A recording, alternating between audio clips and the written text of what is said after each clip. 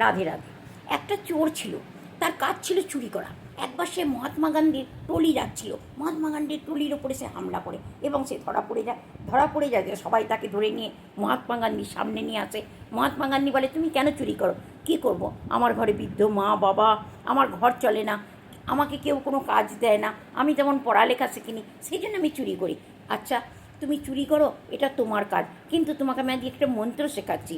চুরি করতে করতে যদি কোনো দিন তোমার সামনে কোনো নারী আসে, সেই নারীকে তুমি তোমার মা কিংবা বোন মনে করবে।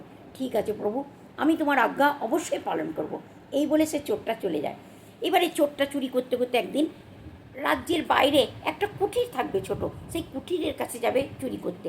ওই কুঠিরটা ছিল রাজরানীর কুঠির।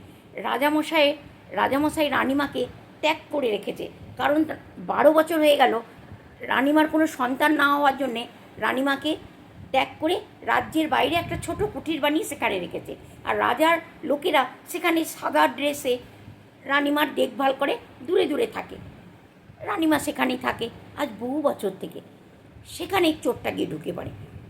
প্রহরীরা ছুটতে ছুটতে গিয়ে রাজাকে গিয়ে খবর দেয়, রাজামশাই একজন আনজান ব্যক্তি না রানিমার ঘরের ভেতরে ঢুকে গেছে। হ্যাঁ, রাজামশাই ছুটতে ছুটতে আসবে, এসে রাজামশাই জানলা দিয়ে চুপি চুপি দেখবে যে ভেতরে কী হচ্ছে। রানিমা ওই চোরটাকে ধরে ফেলবে। তুমি চুরি করতে এসছো, কী চাই তোমাকে, তুমি কী নেবে? তুমি আমার হিরে জহরত সব কিছু নিয়ে নাও। তুমি জানো রাজা আমাকে 12 বছর থেকে ত্যাগ করে রেখেছে। আমার একটা শর্ত, তুমি আমার একটা শর্ত মানবে, তুমি আমার সাথ দেবে, তুমি আমার একটা কাজ করে দাও। মাতা, তুমি আমার মা, আমি তোমাকে মায়ের রূপ দেখেছি, তুমি আমাকে কিছুই বলো, আমি তোমার সব কাজ করতে রাজি মা, কিন্তু আমাকে দিয়ে কোনো গলত কাজ করতে বলো না তুমি মা আমার। রাজামশাই এই কথাটা শোনার পর রাজামশাই খুবই মোহিত হয়ে যাবেন। রাজামশাই চোরটাকে ধরে নিয়ে রাজমহলে নিয়ে আসবে, এনে বলবে, আমি তোমার মতন ইমানদার আমি চোর দেখিনি কোনো দিন, আমি তোমার মতন ইমানদার আমি মানুষ কখনো দেখিনি। তুমি বলো তুমি কী চাও? আমি অনেক চোর দেখেছি কিন্তু তোমার মতন মানুষ দেখিনি, তোমার কী চাই বলো। সে বলবে, রাজামশাই আমি একজন চোর, আমার সোচ বিচার বুদ্ধি সব কিছু ছোটো, কিন্তু তুমি যখন আমাকে এই অবসরটা দিয়েছো, তাহলে আমি তোমাকে বলবো রানিমাকে তুমি সসম্মানে রাজমহলে নিয়ে এসো, রানিমা আমার মা অনেক ভালো। তখন বলবে ঠিক আছে।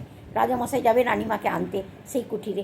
রানিমা বলবেন না, আমি তখনই যেতে পারি, ওই চোরটা আমাকে মা বলে ডেকেছে না, তাহলে ওকেও তোমাকেও পুত্র বলে মানতে হবে, ওকে যদি তুমি পুত্র বলে মেনে নাও তবেই আমি তোমার সাথে রাজমহলে যাব।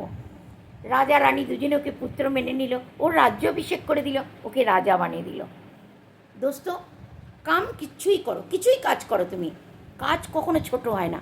ছোট হয়ে মানুষের সোচ, উঁচু সোচ রাখো, বড় মন রাখো, ভালো কাজ করতে থাকো, রাস্তা আপনি আপ খুলতে থাকবে, রাস্তা আপনি আপ খুলতে থাকবে।